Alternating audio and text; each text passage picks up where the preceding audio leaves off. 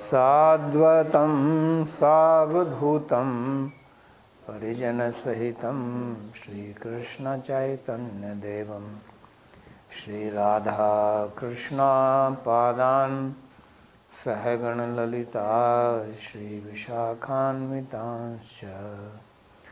हे कृष्णा करुणा सिन्धो दीनबन्धो जगत्पते गोपेश गोपिकान्त राधाकान्त नमोस्तुते।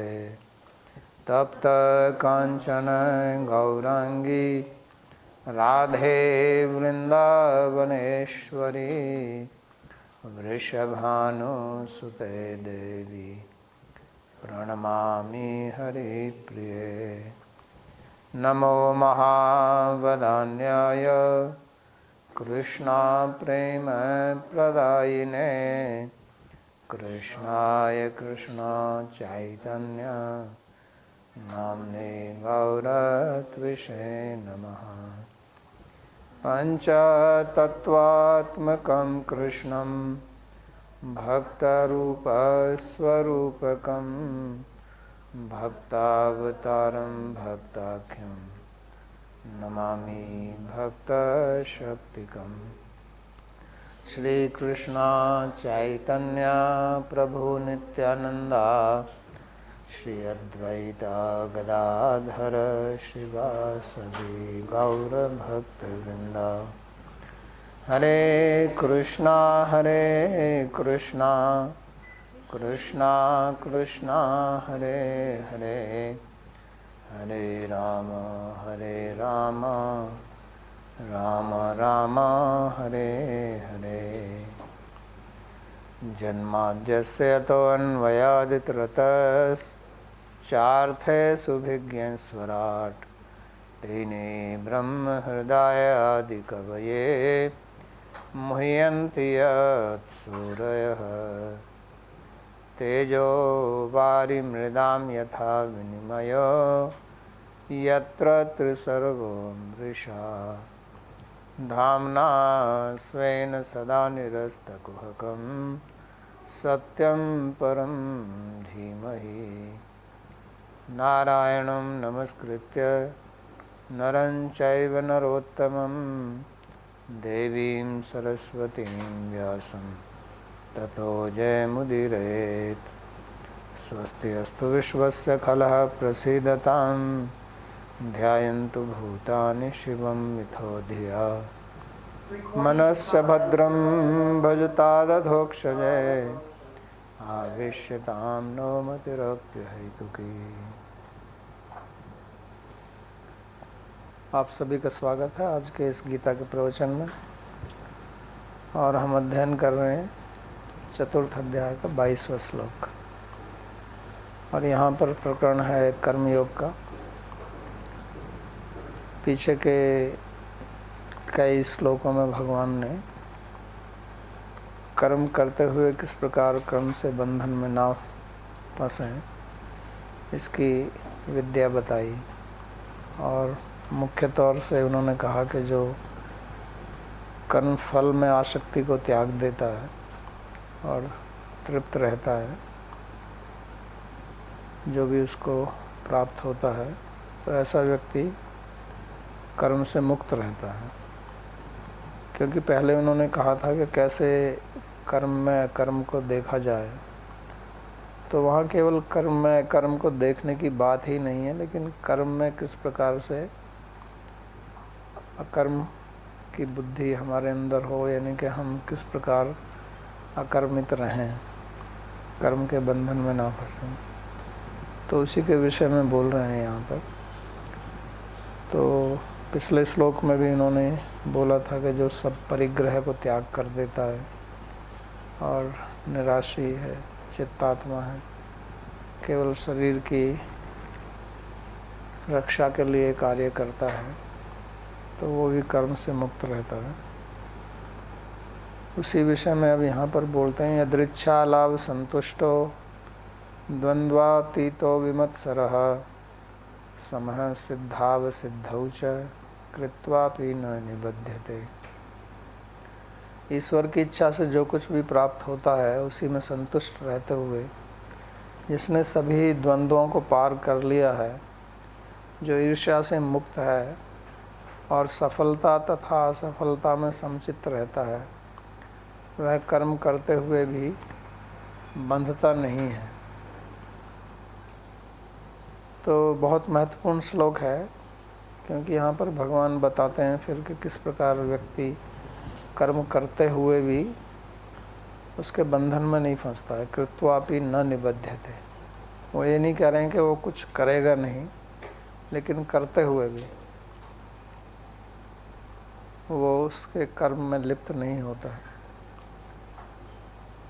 तो सबसे पहली बात जो उन्होंने की है कि यदृच्छा लाभ संतुष्ट। यदृच्छा शब्द का अर्थ होता है जो प्रभु की इच्छा से या किसी दैवीय इच्छा से आपको प्राप्त हो जाए, यानी कि उसमें वास्तव में आपने उसकी कोई योजना नहीं बनाई, लेकिन फिर भी आपको कुछ प्राप्त हो जाता है जिसका कारण बताना कठिन है। उसको यदृच्छा बोलते हैं संस्कृत में। यादृक इच्छा, यदृच्छा, तो उसको भगवत इच्छा बोलते हैं। कभी कहते हैं कि हमारे पुराने कर्म के अनुसार कुछ फल उदय हुआ इस समय, लेकिन उसका मूल कारण पता लगाना सामान्य व्यक्ति के लिए संभव नहीं होता है, तो उसको बोलते हैं यदृच्छा। वास्तव में अगर देखा जाए तो हम यही सोचते हैं कि हम जो भी प्राप्त कर रहे हैं, हम अपने इच्छा के अनुसार कर्म करके उसको प्राप्त करते हैं। ऐसी प्राय करके हमारी भावना है, और इसी भावना से हम कार्य भी करते हैं कि हमें किसी चीज़ की आवश्यकता है, कुछ इच्छा है, उसकी पूर्ति के लिए हम कुछ क्रिया करते हैं, कर्म करते हैं। वो मिल जाती है तो हम सोचते हैं कि ये हमको हमारी इच्छा के अनुरूप जो कर्म किया उसका फल हमको प्राप्त हुआ, ऐसा हम सोचते हैं। लेकिन वास्तव में जो भी फल प्राप्त होता है, जिस किसी को भी फल प्राप्त होता है, जहाँ कहीं भी जिस परिस्थिति में भी फल प्राप्त होता है, उसके पीछे अनेक कारण होते हैं। हम ही केवल उसमें एक कारण नहीं है। आगे गीता के 18वें अध्याय में भगवान 5 कारण बताएंगे, तो उनमें से एक हम भी हैं और बाकी 4 अलग कारण हैं। उसके अलावा भी और कारण हैं, उनके ऊपर वास्तव में हमारा कोई नियंत्रण नहीं है। तो जो सुधी जन हैं, जो बुद्धिमान व्यक्ति हैं, जो विज्ञ व्यक्ति हैं, जो समझते हैं कि सृष्टि कैसे चलती है और क्रियाओं का फल किस प्रकार से आता है, वो प्राय करके ये सोचते हैं कि जो भी होता है वो सब भगवान की इच्छा से हो रहा है। क्योंकि इतना तो हम जानते हैं कि हमारे नियंत्रण में विशेष कुछ है नहीं। हम अपना भोजन भी करते हैं तो वो पचेगा नहीं पचेगा, किस प्रकार से वो भोजन हमारे शरीर का पोषण करता है, इस पर हमारा कोई नियंत्रण नहीं है। भोजन हमारे पेट में जाता है, लेकिन हमारे शरीर में जो करोड़ों कोशिकाएं हैं, तो सबका पोषण होता है। तो उन सबका पोषण कैसे होता है, किस प्रक्रिया से होता है, ये भोजन किस प्रकार से रस में बदल के सब कोशिकाओं को पोषित करता है, इसके ऊपर तो वास्तव में हमारा कोई नियंत्रण नहीं है। हम सोच भी नहीं सकते हैं, हमें पता नहीं है। जो बायोलॉजी पढ़ते हैं उनको शायद कुछ ज्ञान हो इस बारे में, लेकिन फिर भी उसके ऊपर हमारा नियंत्रण तो कुछ है नहीं। हमारी सांस चलती है तो उसके ऊपर भी हमारा कोई नियंत्रण नहीं है। वास्तव में अगर नियंत्रण होता तो हम शायद इतना जी नहीं पाते जितना हम जीते हैं। तो बच्चा पैदा होता है, तभी से वो क्या करते हैं भाई यार,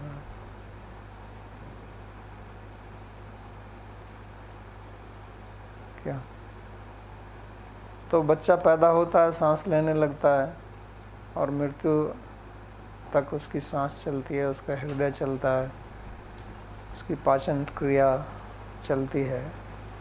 तो ये हमारे जीवन के बहुत महत्वपूर्ण अंग हैं। इनके बगैर, कोई सांस के बगैर हृदय रुक जाए तो जीवन समाप्त हो जाएगा। हमारे शरीर में खून का संचालन होता है, उसके बगैर जीवन नहीं चलता है। तो ये सब क्रियाएं कैसे होती हैं, इसके ऊपर वास्तव में हमारा कोई नियंत्रण नहीं है। थोड़ा बहुत नियंत्रण है कि हम भोजन करना चाहते हैं, हम अपने हाथ से भोजन उठाते हैं, मुख में डालते हैं, हम चलना चाहते हैं पैर से, तो हम सोचते हैं कि ये हम कर रहे हैं, लेकिन वास्तव में इनके ऊपर भी हमारा पूरा नियंत्रण नहीं है। अगर हमारी प्राणवायु में कुछ विकार हो जाए तो हमारा हाथ नहीं उठेगा। जिन लोगों को पैरालिसिस हो जाती है तो वो अपने शरीर के अंगों का प्रयोग नहीं कर सकते हैं, तो उनका नियंत्रण समाप्त हो जाता है। तो प्राणवायु से चलता है वो सब। जैसे अन्नमय शरीर है, उसके अंदर प्राणमय शरीर है, तो प्राणवायु से सब संचालित होता है। जितनी भी शरीर की क्रिया हैं, जितनी भी चेष्टाएं होती हैं, तो उसके ऊपर भी हमारा कुछ नियंत्रण है नहीं। तो इसलिए यदृच्छा शब्द का प्रयोग किया है। और यहाँ यदृच्छा केवल उसी के लिए नहीं है जिसको हम नहीं जानते हैं और कुछ अचानक हो जाए, लेकिन वास्तव में जो कुछ भी हो रहा है, जो एक योगी व्यक्ति है, चाहे वो भक्त है, कर्मयोगी है, ज्ञानी है, वो यही सोचता है कि ये सब प्रभु की इच्छा से होता है। अगर हम भी कुछ कर्म करते हैं और उसका फल मिलता है तो उसको भी वो यदृच्छा ही मानता है। और यदृच्छा लाभ संतुष्ट, यानी कि लाभ का मतलब होता है प्राप्ति। लाभ का मतलब यहाँ केवल ऐसा नहीं है कि लाभ हो गया और हानि का नहीं हुई। लाभ का मतलब है यहाँ जो भी उसको प्राप्त हो गया है।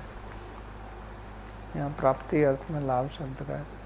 वो जो प्राप्त हो रहा है वो लाभदायक है, हानिकारक है, अनुकूल है, प्रतिकूल है, जो भी है, तो उस हर एक परिस्थिति में वो संतुष्ट रहता है। तो ये एक बहुत बड़ा गुण है योगी का, जो समचित्त जिसको बोला भगवान ने द्वितीय अध्याय में भी, समत्वम योग उच्यते। लाभालाभो, लाभ अलाभ, जय विजय, जय हानि, तो इस सब में सुख दुख में जो सम स्थिति में रहता है उसी को यहाँ संतुष्ट बोला गया है। तो असंतोष हमारे मन में रहता है प्राय करके। क्यों असंतोष रहता है? कि हमारे अंदर कामना रहती है और कामना की पूर्ति नहीं होती है तो हम असंतुष्ट रहते हैं। और ज़्यादातर हमारा असंतोष रहता है जब हम दूसरों को देखते हैं और हम अपनी तुलना दूसरों के साथ करते हैं कि मैं भी इसी प्रकार हूँ, मेरा भी इसी प्रकार घर हो।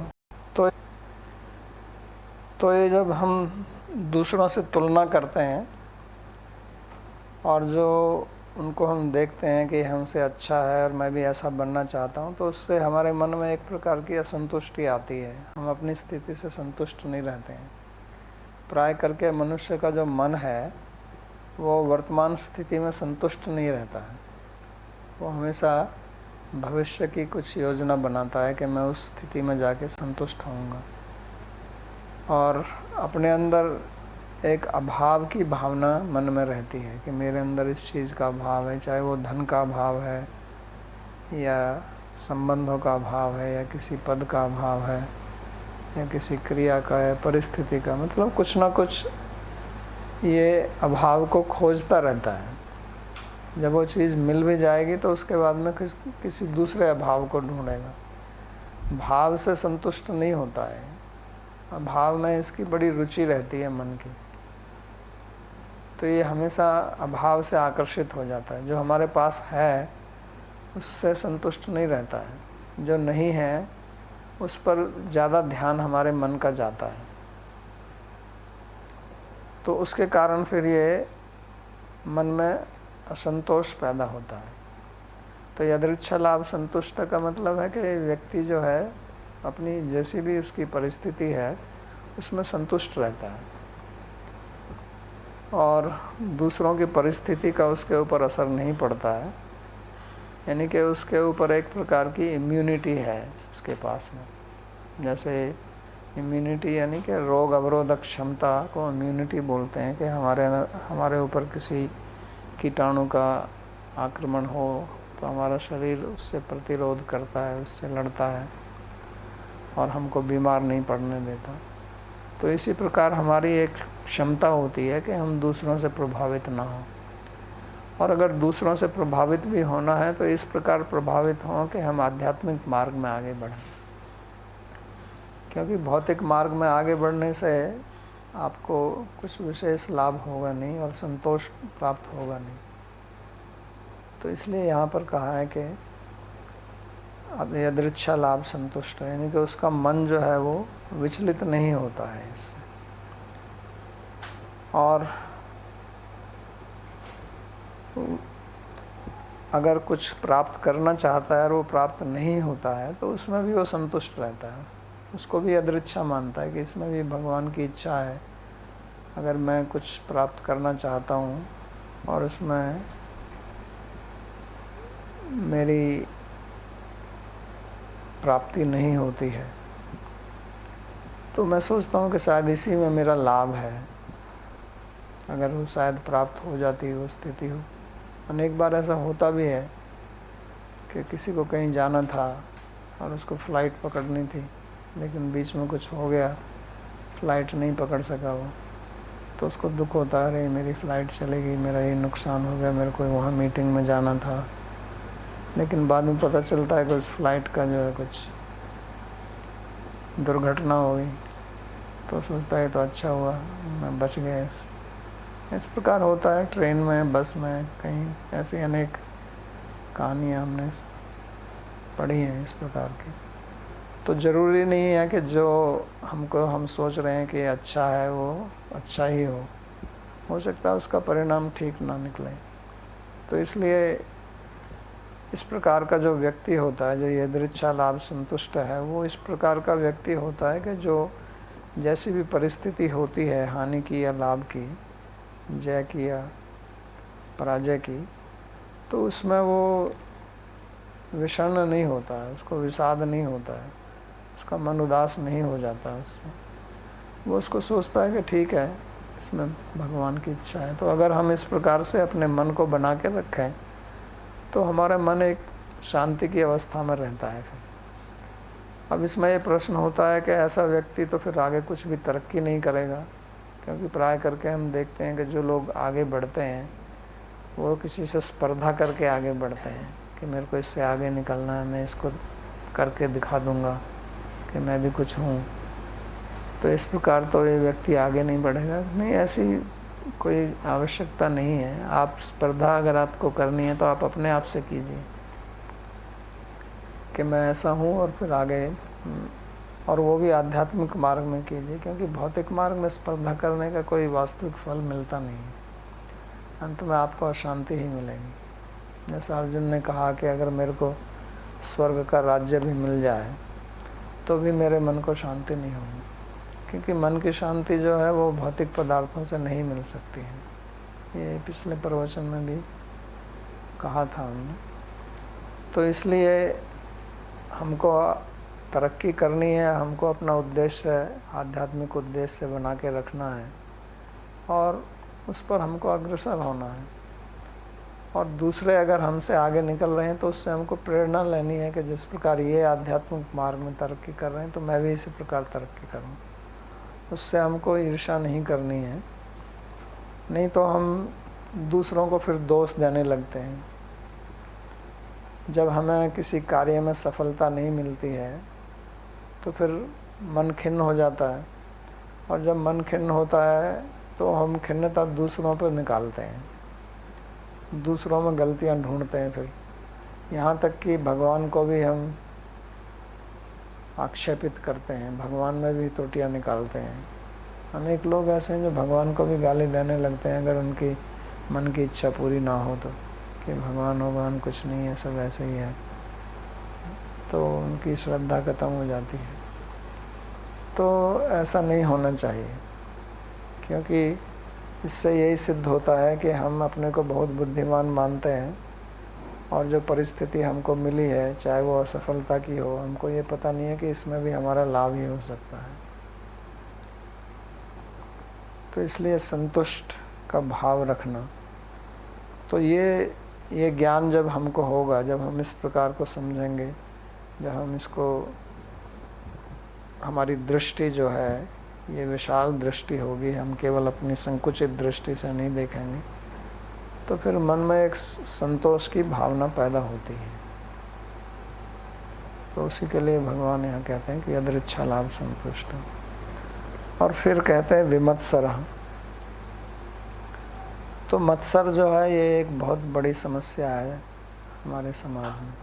मत्सर का मतलब होता है ईर्ष्या करना। और ईर्ष्या अनेक प्रकार की होती है। एक तो स्थूल रूप में ईर्ष्या किसी को होती है, किसी को देखकर। ईर्ष्या का मतलब होता है परोत्कर्ष असहनम, यानी कि दूसरे का उत्कर्ष हमको सहन नहीं होता है। दूसरा हमसे आगे निकल रहा है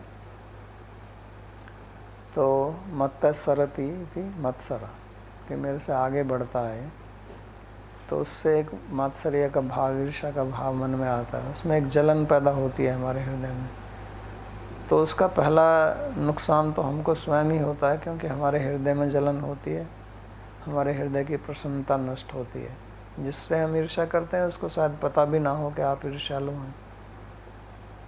तो पहले तो आपका अपना ही नुकसान होता है।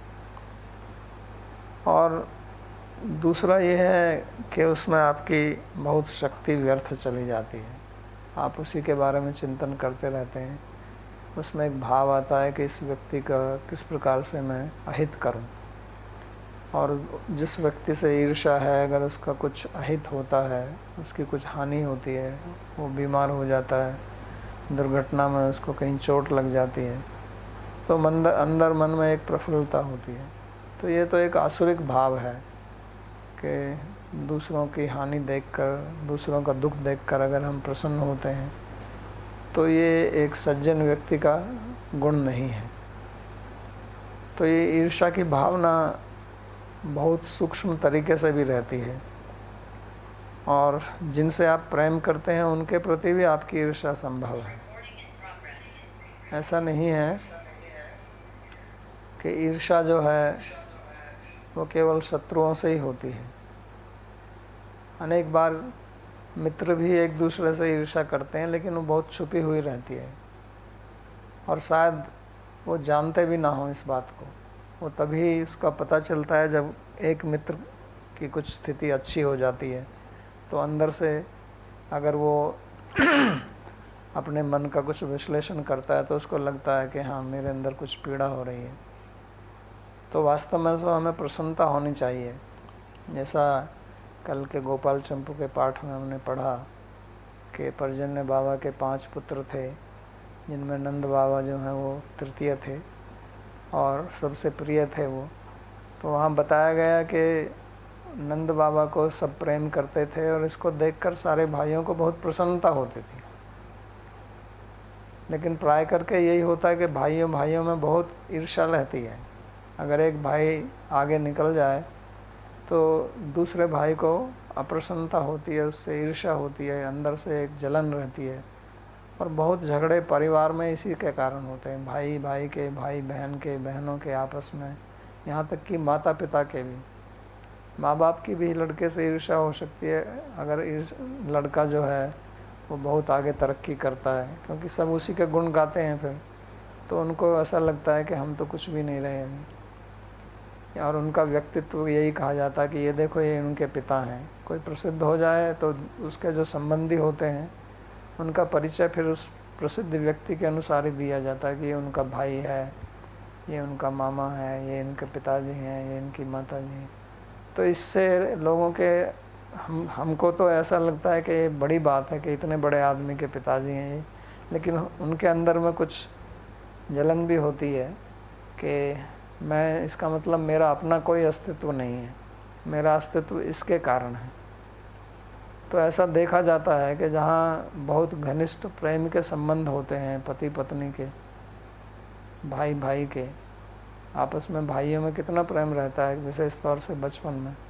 लेकिन वही जब थोड़े बड़े हो जाते हैं और एक अच्छा करने लगता है, चाहे वो अध्ययन में अच्छा हो या उसको अच्छी नौकरी मिल जाए, तो दूसरों के मन में जलन रहती है। वो उसको दिखाते नहीं है, उससे एकदम से प्रकट नहीं होती है, प्रकट किसी विशेष परिस्थिति में होती है, लेकिन अंदर वो रहती है ईर्ष्या। तो यहाँ पर ये बताया गया है कि वो विमत्सर है, उसके अंदर में इस प्रकार की ईर्ष्या का भाव नहीं है। क्योंकि ईर्ष्या का भाव क्यों होता है? वो तभी होता है जब हमारी संकुचित दृष्टि होती है। जैसा मैंने कहा कि अगर हमको ये ज्ञान है कि यदृच्छा से होता है, हम ही केवल कारण नहीं है, उसका कुछ ऐसे कर्म है, पूर्व जन्म में उसने कुछ कर्म किया होगा जिसके फल के अनुरूप वो अच्छी स्थिति में अब है, चाहे वो हमारे परिवार का ही सदस्य है।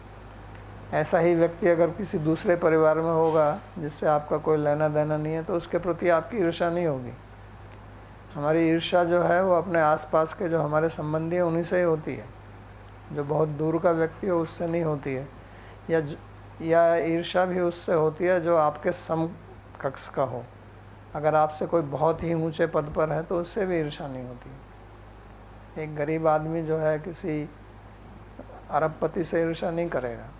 वो अगर करेगा तो दूसरे गरीब व्यक्ति जो उसी के जैसा है लेकिन थोड़ा ज़्यादा उससे पैसा उसने कमा लिया, उससे करेगा वो। तो उसी प्रकार हमारी ईर्ष्या जो है वो आपस के संबंधों में ही ज़्यादा रहती है।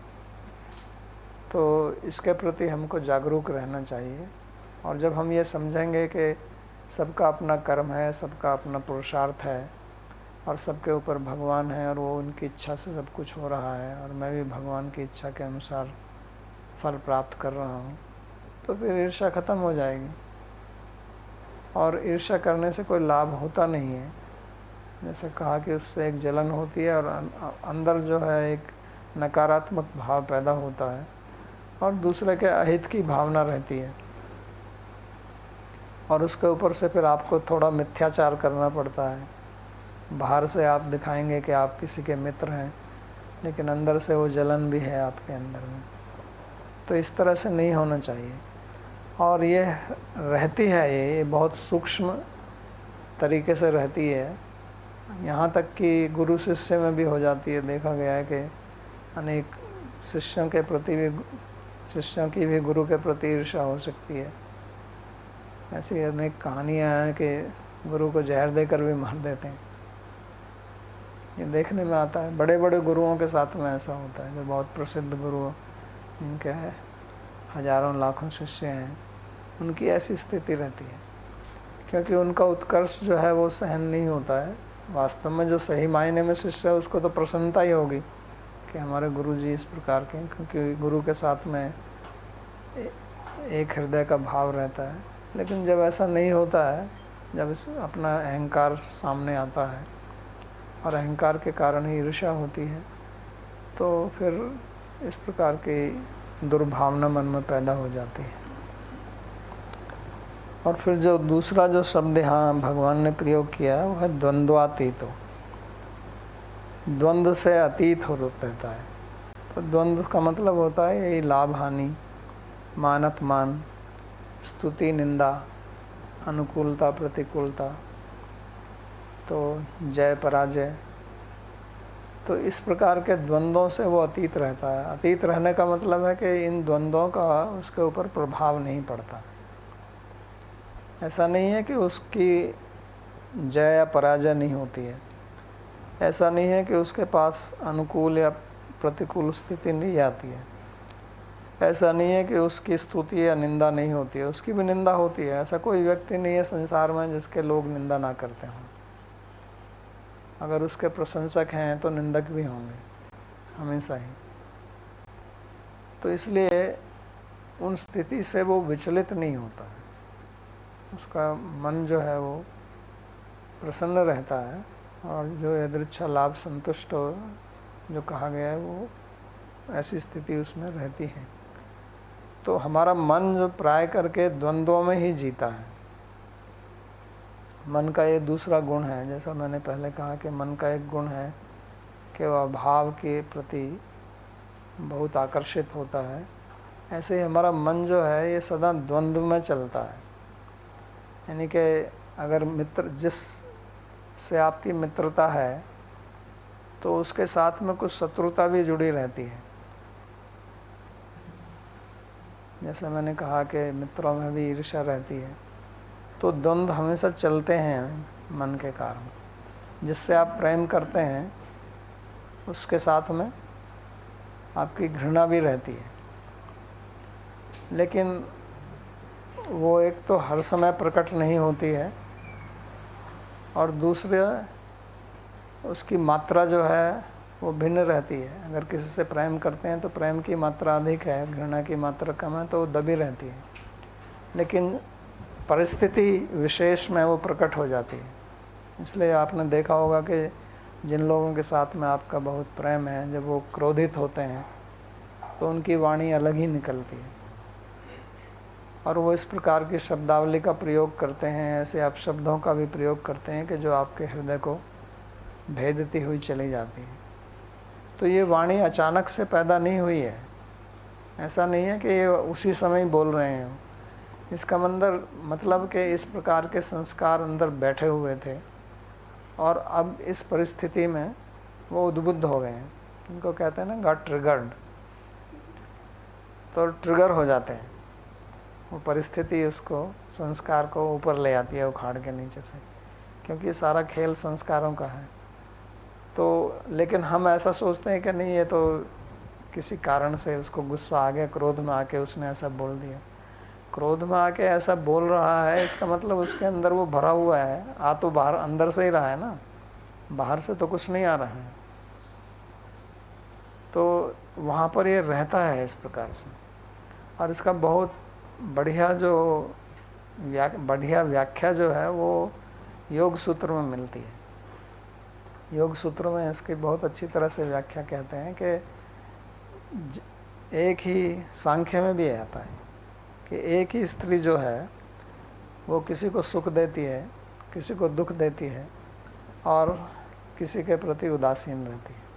जो उसका पति है उसको सुख देती है, जो पति नहीं है लेकिन उससे आकर्षित है उसको, उससे दुख होता है कि उसको प्राप्त नहीं है, और कोई उदासीन है। तो ये तो तीन अलग अलग व्यक्तियों के बारे में वो उदाहरण देते हैं। लेकिन जिसको सुख देती है उसको दुख भी देती है, और उदासीनता का भाव भी उसमें आता है। क्योंकि होता क्या है कि जब व्यक्ति जो है सत्वगुण में होता है तो उससे सुख प्राप्त होता है। सत्वात् संजायते ज्ञानम, सत्व से ज्ञान और सुख की प्राप्ति होती है। और जब रजोगुण की स्थिति हो जाती है मन की तो उससे दुख होता है, रजसस्तु फलम दुखम। और जब तमस की स्थिति हो जाती है तो उससे अज्ञानता की, उदासीनता की स्थिति आती है। तो ये गुण जो है ये आपस में बदलते रहते हैं, कभी भी ये स्थायी नहीं रहते हैं। तो ये अलग बात है कि जिसके साथ में आपका अच्छा संबंध है उसके साथ में प्राय करके आपका मन जो है वो सात्विक स्थिति में रहता है, इसलिए आप बहुत प्रेम से बात करते हैं। लेकिन जब आपका मन राजसिक स्थिति में चला जाएगा उस व्यक्ति के प्रति, तो तभी आप अपशब्दों का प्रयोग करना चालू कर देंगे, और आपका उसके ऊपर कोई नियंत्रण नहीं होगा। उस समय उस व्यक्ति से जो सुनेंगे उसका चेहरा भी देखेंगे तो अलग ही दिखता है, वो लगता है ये आदमी बदल गया है। क्योंकि कहते हैं ना कि हमारा जो मुख है, हमारा जो चेहरा है, ये हमारे अंदर के भावों को प्रकट करता है। Face is the index of the mind. तो वो देखने में भी अलग लगता है उस समय व्यक्ति, उसकी केवल वाणी ही अलग नहीं है, लेकिन उसका मुख जिस तरह से उसकी एक भंगिमा दिखाई पड़ती है तो अजीब ही होती है। आप देखते हैं कि व्यक्ति ऐसा कैसे, ऐसी आँख कैसे निकाल सकता है अपनी तरफ, जो हमेशा मृदु हास्य रहता है। तो वो इस प्रकार से कैसे अपने नेत्रों को मेरे से दिखा सकता है।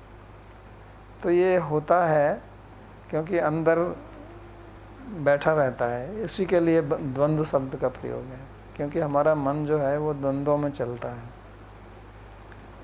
और ऐसा जो व्यक्ति है वो द्वंद्व से ऊपर उठ जाता है, द्वंद्वातीत से। तो ये इस श्लोक में जो बताया गया है ये वास्तव में वही चीज़ें बताई गई हैं जो पहले 2 श्लोक में बताई थी। त्यक्त्वा कर्म फलासंगे नित्य तृप्तो निराशय, और निराशीर्यत चित्तात्मा त्यक्त सर्व परिग्रह। वो यही चीज़ें उन 2 श्लोकों में आई थी। लेकिन अंतर क्या है अंतर इतना है कि वहाँ बताया था कि व्यक्ति ऐसा अपना प्रयत्न करता है, त्यक्त्वा सर्व परिग्रह, यानी कि वो छोड़ता है, प्रयास करता है। यत चित्तात्मा, अपने चित्त को यत माने नियंत्रण में रखता है, और त्यक्त सर्व परिग्रह, सब परिग्रह को छोड़ देता है। तो वहाँ प्रयत्न से करता है।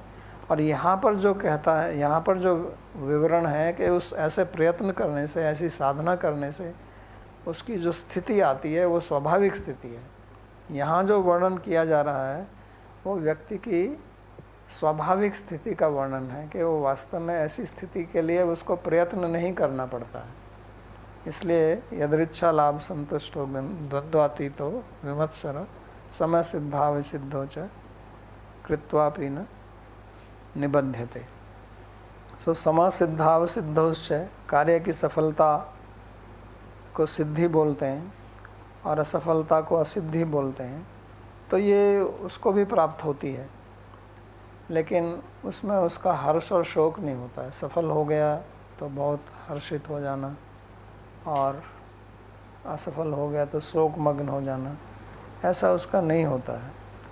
वो अपनी समता की स्थिति में रहता है। और उसका कारण क्या है कि वास्तव में हमारा जो अपना स्वरूप है वो तो समता की स्थिति ही है। आत्मा को इन सब का कोई फर्क नहीं पड़ता है। और क्योंकि आत्मा समस्थिति में रहती है इसलिए विषमता को देख सकती है, क्योंकि किसी की विषमता को पहचानने के लिए आपको तो सम में रहना पड़ेगा ना।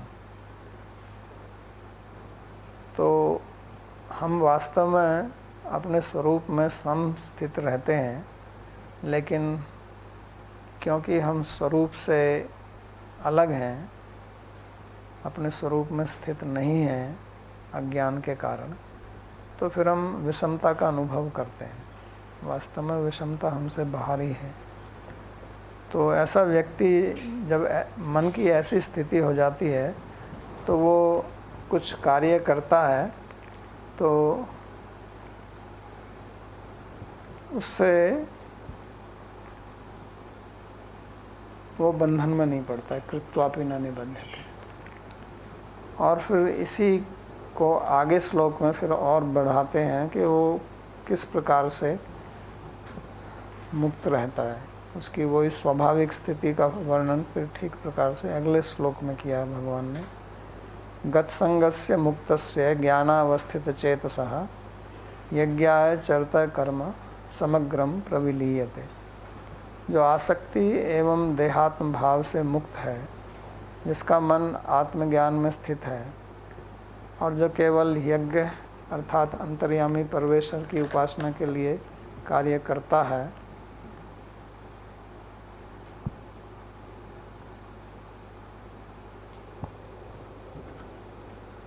उसके सारे कर्म विलीन हो जाते हैं।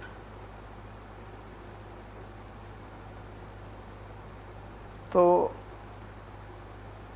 ये जो संग की बात कर रहे हैं यहाँ पर, गत संगस्य, ये बहुत बार आ चुकी है कि किस प्रकार से आसक्ति ही मूल कारण है।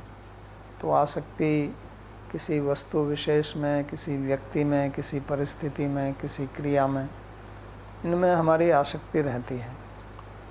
तो इनसे वो मुक्त हो जाता है। इसके लिए अब मुक्त होने के लिए उसको प्रयास नहीं करना पड़ता है। वो प्रयास की व्याख्या पहले 20 और 21 श्लोक में आई थी, लेकिन यहाँ और जो पिछले श्लोक में कहा, ये वो स्थिति है जब वो उसके लिए ऐसा उसका स्वभाव ही बन जाता है। अब उसके लिए अपनी समता की स्थिति में होने के लिए कुछ अभ्यास नहीं करना पड़ता है। यानी कि अब उसने एक प्रकार की इम्यूनिटी प्राप्त कर ली है इन सब द्वंद्वों से लड़ने के लिए, द्वंद्वों से मुक्त होकर। और क्योंकि वो आसक्ति से मुक्त है तो इसलिए उसको मुक्त कहा, मुक्तस्य, कि उस पर अब इनका कोई प्रभाव नहीं पड़ता है। यानी कि अब वो अपने स्वरूप में स्थित हो गया, इसलिए कहा ज्ञानावस्थित चेतसा। क्योंकि हमारा जो स्वरूप है वास्तव में अज्ञान के कारण हम उसका हमको अभी ज्ञान नहीं है। अज्ञान के प्रभाव से, अज्ञानेन आवृतम ज्ञानम तेन मुह्यन्ति जन्तवः। अज्ञान के कारण हमारा अपना जो स्वरूप ज्ञान है वो अभी ढक गया है। और ये बड़ी आश्चर्य की चीज़ है कि हम अपने स्वरूप को ही कैसे भूल सकते हैं। वास्तव में हम सब कुछ भूल जाएं, हम अपने आप को ही कैसे भूल सकते हैं। तो ये भगवान की माया का प्रभाव है। स्वयं भगवतो माया यन्नयेन विरुध्यते, कि भगवान की माया का इतना प्रबल प्रभाव है कि जो असंभव चीज़ है उसको भी संभव बना देती है।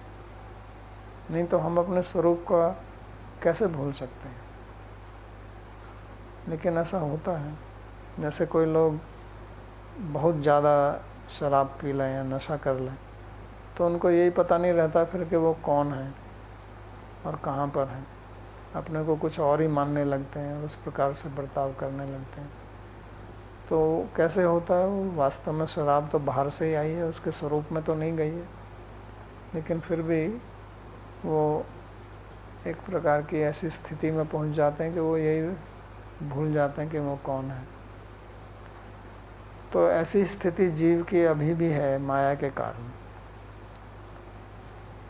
और जब उस माया का प्रभाव समाप्त हो जाता है तो उस समय जो है वो ज्ञानावस्थित चेतसा, वो ज्ञान की अवस्था में उसका चित्त जो है वो स्थित होता है। यानी कि उसको फिर ये भान रहता है कि मैं ये शरीर नहीं हूँ और मैं आत्मा हूँ और भगवान का अंश हूँ और उनका सेवक हूँ। तो इसको ज्ञान अवस्थित चेत से बोलते हैं। तो यहाँ ज्ञान प्राप्त करने के लिए उस प्रकार का ज्ञान नहीं है जैसे हम विषय का ज्ञान प्राप्त करते हैं इंद्रिय विषय के संयोग से। तो ये स्व को ही स्व का ज्ञान है। इसके बारे में बहुत विचार है, क्योंकि इसको एक तकनीकी व्याकरण की दृष्टि से एक दोष माना गया है, कर्मकर्तृ विरोध, कि जो करता है वो स्वयं कर्म नहीं होता है। आप किसी चीज़ को देखते हैं तो आप वही नहीं है जिसको आप देख रहे हैं। तो आप स्वयं को जान रहे हैं तो स्वयं ही जानने वाले और स्वयं ही जानने का विषय, तो ये कर्मकर्तृ विरोध इसको बोलते हैं। तो ये बाकी सब जगह है, लेकिन अपने स्वरूप के ज्ञान में ये नहीं होता है, क्योंकि स्वरूप का ज्ञान प्राप्त करने के लिए आपको स्वरूप में स्थित होना है। तो तदा दृष्टु स्वरूप अवस्थानम, जो योग सूत्र में कहा गया है। तो ऐसी स्थिति में जब हो जाता है तो फिर उसकी वास्तव में किसी चीज़ में आसक्ति होती नहीं है, क्योंकि पुरुष तो उपनिषद में, बृहदारण्यक उपनिषद में कहा गया है कि असंगो ही अयम पुरुष, कि पुरुष तो असंग ही है। इसका शरीर, स्थूल शरीर, सूक्ष्म शरीर, इनके साथ में कोई संयोग संबंध नहीं है, समवाय संबंध नहीं है, स्वरूप संबंध का तो प्रश्न ही नहीं है। इसके साथ में कोई तादात्म्य संबंध भी नहीं है, ऐसा कोई भी संबंध नहीं है। ये केवल अज्ञान के कारण है, ये अज्ञान का ही सब खेल है। और ये केवल एक मन की स्थिति है, ये जो आसक्ति जिसको बोलते हैं, ये आसक्ति मन में है, मानी हुई है, ये वास्तविक नहीं है। क्योंकि अगर ये वास्तविक होती तो इसका कभी निवारण संभव ही नहीं था। अगर ये हमारे स्वरूप में होती तो हम इसको कैसे दूर करते, वो तो हमारा स्वरूप ही है।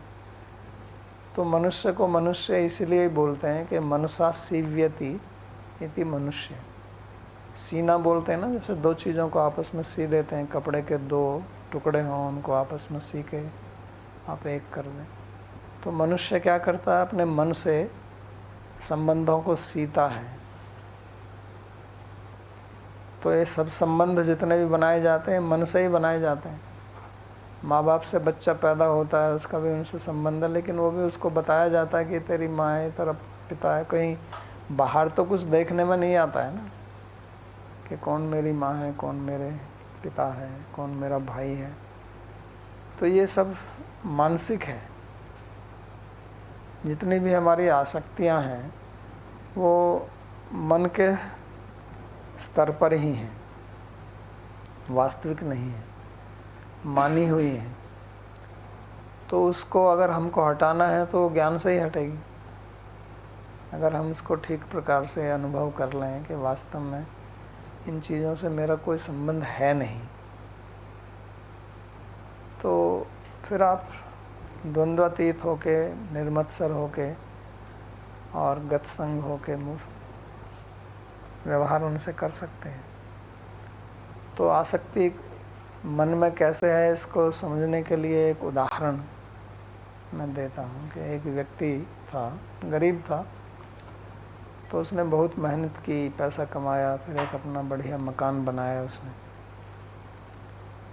उसके फिर बच्चे हुए, बड़े हो गए, फिर उसने और पैसा कमाया, तो वो सोच रहा था कि एक और मकान खरीदेगा बड़ा वाला, इसको बेच कर, क्योंकि मन में एक इस प्रकार की लालसा रहती है और इच्छाओं का कोई अंत नहीं होता। जब किसी के पास में साइकिल नहीं होती है, उसको साइकिल मिल जाए बच्चे को, तो उसी से उसकी प्रसन्नता होती है। फिर कुछ समय बाद साइकिल की कोई कीमत नहीं रहती, उसको स्कूटी चाहिए, और स्कूटी मिल जाए उसके बाद में मोटरसाइकिल, फिर कार, फिर छोटी से बड़ी कार। तो इस तरह से कामनाएं हमारी बदलती रहती हैं, बढ़ती रहती हैं। तो लेकिन हुआ क्या कि एक दिन उसके मकान में आग लग गई, और बहुत भयंकर आग लगी, तो सारा मकान जल रहा था। तो वो आया, देखा मकान में आग लगी हुई है, तो बहुत माथा पीट के रोने लगा कि मैं तो बर्बाद हो गया, मेरी सारे जीवन की कमाई गई है, तो मकान मेरा जल गया। और ये पुराने ज़माने की बात है, जब उस समय इंश्योरेंस वगैरह होती नहीं थी। आजकल तो लोग मकान की इंश्योरेंस भी कराते हैं, विदेश में तो आवश्यक है कराना, भारत में मेरे को पता नहीं कि करानी पड़ती है नहीं। तो वो रोने लगा, रोने चिल्लाने लगा। दूसरे लोग उसको बता रहे थे कि रो मत, क्या है, तो हम क्या कर सकते हैं इसमें। फ़ोन किया फायर ब्रिगेड को, लेकिन भारत में फायर ब्रिगेड कौन सी इतनी जल्दी आने वाली।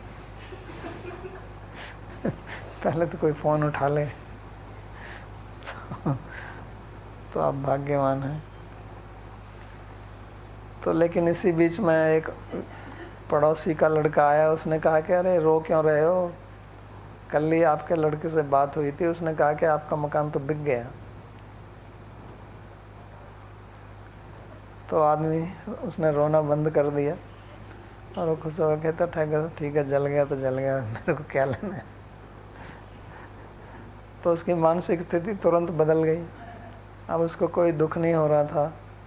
पहले तो आग बाहर ही नहीं लगी थी, उसके अंदर भी लगी हुई थी। लेकिन जब उसने कहा कि नहीं, ये तो तुम्हारे लड़के ने शायद बताया नहीं तुमको, तो इसकी तो डील हो गई है, और ये तो बिक गया है, तो मकान क्यों रो रहे हो, जिसका जिसका है उसका जल रहा है, तुम्हारा थोड़ी। तो रोना उसने बंद कर दिया।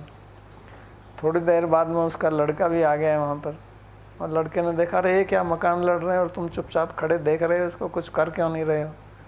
तो बाप ने कहा, तो ये तो तुमने कहा कि बिक गया। कहता बिका कहाँ है, उसने डील कैंसिल कर दी। तब वो फिर रोने लगा कि मैं तो मर गया, मैं लुट गया, मेरा सब कुछ बर्बाद हो गया, मकान जल गया। और लड़का भी रोने लगा।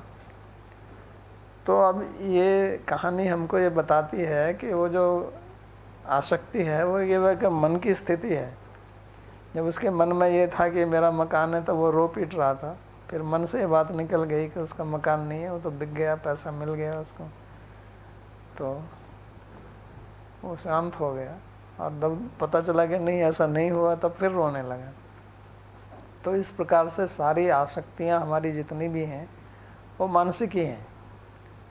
इसलिए जब तक हमारी आसक्ति रहती है, भाई भाई में प्रेम रहता है, आसक्ति रहती है, लेकिन उन्हीं में जब लड़ाई हो जाती है वो शत्रु हो जाते हैं। तो हुआ क्या है, बाहर तो कुछ नहीं बदला है, उसका भाई है तो भाई है, उसको तो कोई बदल नहीं सकता है। जिन माँ बाप से जन्म लिया उन दोनों ने, अब उसको तो कोई तब्दील नहीं कर सकता है ना। लेकिन जब तक वो एक दूसरे को प्रेम से भाई मानते थे, भाई की तरह बर्ताव करते थे, तब तक सब ठीक चलता था। जब आपस में किसी, और ज़्यादातर किसी संपत्ति को लेकर ही झगड़ा होता है, बंटवारे को लेकर झगड़ा होता है, जब उनमें झगड़ा हो जाता है तो वो एक दूसरे को मारने के लिए तैयार हो जाते हैं। तो बदलाव कहाँ पर हुआ है, मन में ही हुआ है ना। तो इसी प्रकार जितने भी संबंध हैं ये केवल मन से कल्पित ही हैं, इनमें वास्तविकता कुछ भी नहीं है, एक कल्पना मात्र है। और वो कल्पना तब तक रहती है जब तक आपको ये रहता है कि इस व्यक्ति से मेरे को कुछ सुख मिलेगा। ये कल्पना का मूल है। जब तक आप सोचते हैं कि किसी व्यक्ति से आपको सुख मिलेगा, आपकी कोई इच्छा की पूर्ति होगी, या आपको संभावना रहती है कि इससे मेरे को कुछ लाभ हो सकता है, तो तब तक आपका संबंध रहता है। जिस दिन आपके मन में ये निश्चय हो जाता है कि इस आदमी से अब मेरे को कोई लाभ होने वाला नहीं है, अब इससे मेरे किसी इच्छा की पूर्ति नहीं होने वाली है, तो संबंध वहीं पर समाप्त हो जाते हैं। ये सारे संबंधों की वास्तविकता है। तो इसलिए ये सारे संबंध जो है हमारी कामना के आधार पर, हमारी इच्छा के आधार पर ही बने हुए हैं। किसी भी संबंध को आप ले लो तो तभी तक चलता है जब तक हमारी कामना की पूर्ति उससे संबंध से होती है या होने की संभावना रहती है। कोई आदमी संबंधी हमारा है और वो किसी उच्च पद पर पहुंच जाए, राजनीति किसी पद पे पहुंच जाए, तो उसके साथ में हम पहुंचते हैं, उससे मिलते हैं, बना के रखते हैं उससे कि शायद ही हमारे कभी काम आ जाएगा। इसलिए ना, उससे पहले हम उसके पास शायद ना जाते हों और आपके घर आए तो उससे बात भी ना करते हों ठीक से, लेकिन जब उसको कुछ पद मिल जाता है, कुछ वो बन जाता है, तो तब अरे वो तो हमारा चाचा लगता है, हमारा ये लगता है, कुछ ना कुछ संबंध ना हो भी हो तो भी निकाल लेंगे। तो वो क्यों? क्योंकि उससे हमको कुछ लाभ होने की संभावना रहती है। तो इसका मूल कारण वही है।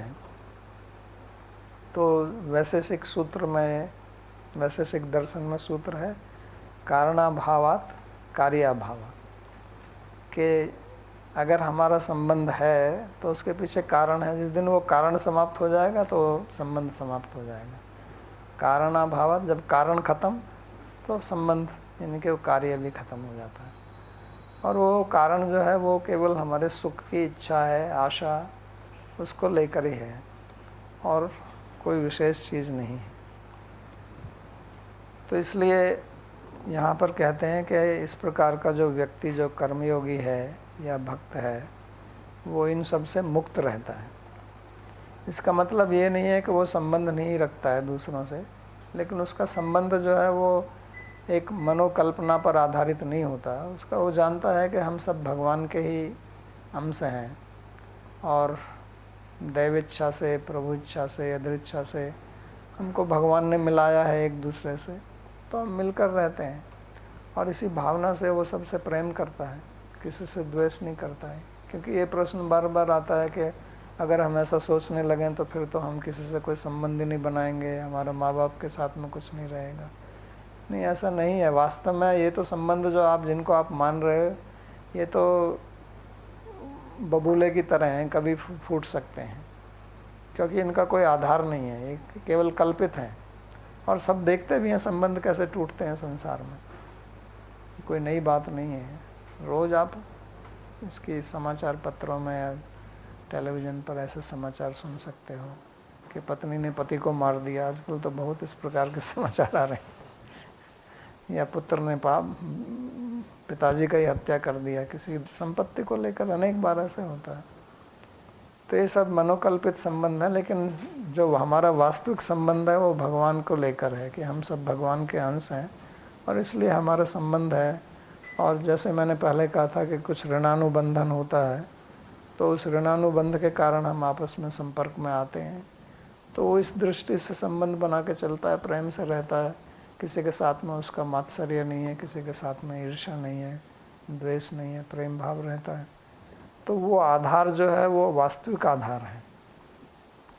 वो संबंध में फिर कोई कल्पना नहीं है, क्योंकि हम भगवान के अंश हैं, इसमें कोई कल्पना नहीं है, तो वास्तविकता है। और इस आधार से जब हम संबंध को रखेंगे तो वो ठीक प्रकार से चलेगा। और यज्ञ है चरत कर्म, वो कर्म जो है वो यज्ञ के लिए कर्म करता है। यज्ञ मतलब भगवान के लिए। भगवान को आहुति के रूप में कर्म देता है, यानी कि हर कर्म जो है वो इसलिए करता है कि इससे भगवान की प्रसन्नता हो, मैं उन्हीं के लिए कर्म कर रहा हूँ। यज्ञ का एक अर्थ विष्णु भी होता है, यज्ञो वही विष्णु, और विष्णु हर जगह व्याप्त है। वेवेष्टि विश्वमिति विष्णु, जो हर चीज़ में व्याप्त है उसी को विष्णु बोलते हैं। तो उन्हीं पर दृष्टि रख के और उन्हीं की प्रसन्नता के लिए वो कर्म करता है। तो ऐसा भाव हमको रखना है, और ये सारा भाव का ही खेल है। आप जो भी कर रहे हैं उसको आप स्वतंत्र रूप से मैं भोगता हूँ, मैं करता हूँ, इस दृष्टि से कर सकते हैं तो आप कर्म बंधन में फंसेंगे। और आप इस दृष्टि से करते हैं कि मैं भगवान का सेवक हूँ और उनकी प्रसन्नता के लिए मैं कर्म करता हूँ। अगर मेरा परिवार है, उनका मेरे को पोषण करना है, तो ये भी भगवान के अंश हैं, और मैं अपना उत्तरदायित्व निभा रहा हूँ, और मेरा मूल उद्देश्य भगवान को प्रसन्न करना है, भगवान की भक्ति करना है। और वास्तव में वही असली कर्ता है और वही असली नियंता है, उन्हीं के नियंत्रण में सब कुछ होता है। जब इस दृष्टि से मैं कर्म करूँगा तो फिर मैं कर्म के बंधन में नहीं पड़ूंगा, इसलिए कर्म समग्रम प्रविलीयते। तो ऐसा जो कर्मयोगी है वो कर्म बंधन से मुक्त हो जाता है। और जो इसके विरुद्ध में कर्म करता है उसके लिए पहले तीसरे अध्याय में भगवान ने कहा था, यज्ञार्थात् कर्मणो अन्यत्र लोकोयम कर्म बंधन, कि जो यज्ञ को छोड़कर किसी और के लिए कर्म करता है तो वो कर्म बंधन में बनता है। तो ये कर्म विज्ञान का महत्वपूर्ण श्लोक है। सारे जितने भी कर्म के जितने भी श्लोक आए हैं उनमें ये सबसे महत्वपूर्ण श्लोक है, क्योंकि यहाँ पर बताया गया है कि कैसे उसका कर्म जो है वो प्रविलीन हो जाता है। पुराना कर्म तो उसका समाप्त हो जाता है, अप्रारब्ध कर्म जो है, और जो वर्तमान कर्म है उसका उसको बंधन नहीं आएगा। ये कर्म समग्रम का मतलब है कि पूरा, ऐसा नहीं है कुछ 10% उसका समाप्त होगा बाकी बचेगा। समग्रम प्रविलीयते। क्यों? कारण क्या है कि कर्म को एक आधार चाहिए। ये जो कर्म का जो संग्रह होता है, इसके लिए भगवान कहते हैं कर्णम कर्म कर्तेति त्रिविधा कर्म संग्रह। कि कर्म का जो संग्रह होता है वो 3 प्रकार से होता है। एक कर्ता होता है, एक कर्म का मतलब जिस पर कार्य किया जाता है, और एक करण जिसके माध्यम से आप कार्य करते हैं। जैसे मानो आप खाना पकाते हैं तो आप कर्ता हैं खाना पकाने के, और जो सब्जियां इत्यादि हैं वो उपादान कारण हैं, और अग्नि और बटलो ये जो बर्तन वगैरह हैं वो करण हैं, और सब्जियां जो हैं उनको कर्म कहेंगे क्योंकि उनको पकाया जा रहा है। तो सब्जी कर्म है आपकी क्रिया की, पचाने की क्रिया की, और आप कर्ता हैं, और जिस माध्यम से आप पका रहे हैं वो करण है। तो इन तीनों को मिलके कर्म का संग्रह होता है। लेकिन इन तीनों में मुख्य कर्ता है। अगर कर्ता में कर्तृत्व का भाव नहीं रहेगा तो कर्म का फिर कोई आधार नहीं रह जाता है, क्योंकि अगर कर्ता ही नहीं है तो कर्म क्या करेगा। तो इसलिए जब कर्तृत्व भाव समाप्त हो जाता है ऐसे व्यक्ति का, तो फिर उसका कर्म जो वर्तमान जो कर्म कर रहा है उसका कोई उसको बंधन नहीं होता है, और जो पुराना वाला कर्म है वो विलीन हो जाता है। तो ये कर्म का विज्ञान भगवान ने इस श्लोक में और पिछले श्लोकों में बताया। अगले श्लोक में वो बताएंगे कि ये जो यज्ञ है ये क्या है, यज्ञाय चरता जो कहा गया है, तो यज्ञ क्या है उसको अगले श्लोक में बताएंगे। आज का प्रवचन यहीं समाप्त करते हैं। किसी को कोई प्रश्न पूछना है तो पूछ सकते हैं।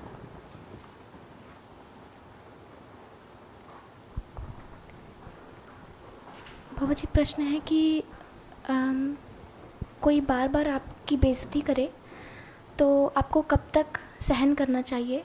भगवान ने भी 100 गालियाँ ही माफ़ की थी। तो आप भी 100 बार सहन करो जब भगवान का उदाहरण आप दे रहे हैं तो। लेकिन आपको ये देखना है कि आप अगर सहन नहीं करते हैं और उसका बदला लेते हैं तो उसका परिणाम क्या होगा, उसको ध्यान में रखना। भगवान ने तो शिशुपाल का सिर काट दिया और उनके ऊपर तो कुछ हुआ नहीं, लेकिन अगर आप ऐसा करते हैं तो राज्य का कानून भी है, तो उसको दृष्टि में रखना पड़ेगा आपको। और भी तरीके हो सकते हैं, क्यों वो आपका अपमान कर रहा है उसका कारण कुछ होगा है, क्योंकि निष्कारण तो कोई भी अपमान नहीं करता है, तो क्यों करता है, उसके मन में क्या ईर्ष्या है या आपने उसका कुछ प्रतिकार किया है जिसके कारण वो ऐसा कर रहा है, तो पता लगाइए उसको। प्रश्न है कि आपने बताया कि शिष्य को गुरु से द्वेष हो सकता है, तो कब और किस स्थिति में गुरु शिष्य को कह सकता है कि तुम मेरे शिष्य नहीं हो?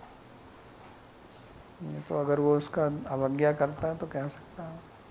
शिष्य का मतलब होता है जो अनुशासन में रहे, तो अगर वो अनुशासन में नहीं रहता है, अवज्ञा करता है, तो गुरु कह सकता है, क्योंकि उसका फिर कोई उस संबंध का कोई प्रयोजन ही नहीं रहा ना। गुरु शिष्य जो संबंध बनाया जाता है उसका प्रयोजन क्या होता है कि अध्यात्म ज्ञान प्राप्त करना, साधना का ज्ञान प्राप्त करना और उसके अनुरूप साधना करना।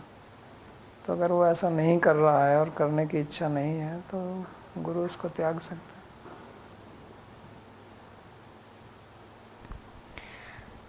अनुभव जी का प्रश्न है कि क्या आप द्वंद्व और ईर्ष्या के मध्य भेद बता सकते हैं? द्वंद्व तो दो को बोलते हैं, और दो का मतलब यहाँ जो एक दूसरे के विरोधी हैं, जैसे सुख और दुख, लाभ और हानि, जय और पराजय, अनुकूल प्रतिकूल, इनको द्वंद्व कहते हैं। द्वंद्व का मतलब जोड़ा, लेकिन विरोधियों का जोड़ा।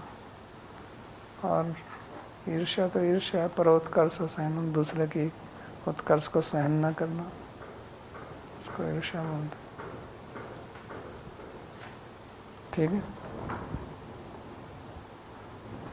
प्रार्थना श्लोक।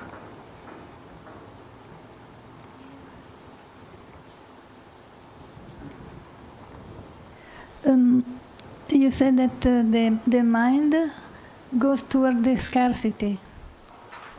So then, why is like that? Why is like that? Why the mind goes towards the scarcity? Although maybe we have everything, but still it goes. That is because of ignorance. Okay.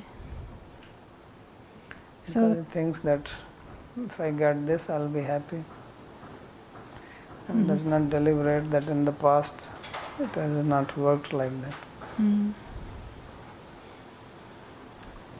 ठीक है. Thank you. सर्वोपनिषदो गावो दुग्धा गोपाल नंदनः पार्थो वत्सः सुधीर भोक्ता दुग्धम गीतामृतम महत् एकम शास्त्रम देवकी पुत्र गीतम एको देवो देवकी पुत्र एव एको मंत्रस्तस्य नामानि यानि कर्माप्येकं तस्य देवस्य सेवा कार्पण्यदोषोपहतः स्वभावः पृच्छामि त्वां धर्मसम्मूढचेताः यच्छ्रेयस्यात् निश्चितं ब्रूहि तन्मे शिष्यस्तेऽहं साधिमां त्वां प्रपन्नम् यत्र योगेश्वरः कृष्णो यत्र पार्थो धनुर्धरः तत्र श्रीर्विजयो भूतिर् ध्रुवा नीतिर्मतिर्मम कृष्णाय वासुदेवाय देवकी नंदनाय च नन्दगोपकुमाराय गोविन्दाय नमो नमः। नमः पंकजनाभाय नमः पंकजमालिने नमः पंकजनेत्राय नमस्ते पंकजांघ्रे। भवे भवे यथा भक्तिः पादयोस्तव जायते तथा कुरुष्व देवेश नाथस्त्वं नो यतः प्रभो। नाम संकीर्तनं यस्य सर्वपाप प्रणाशनं प्रणामो दुःखशमनस्तं नमामि हरिं परम्। हरि ओम तत्सत्।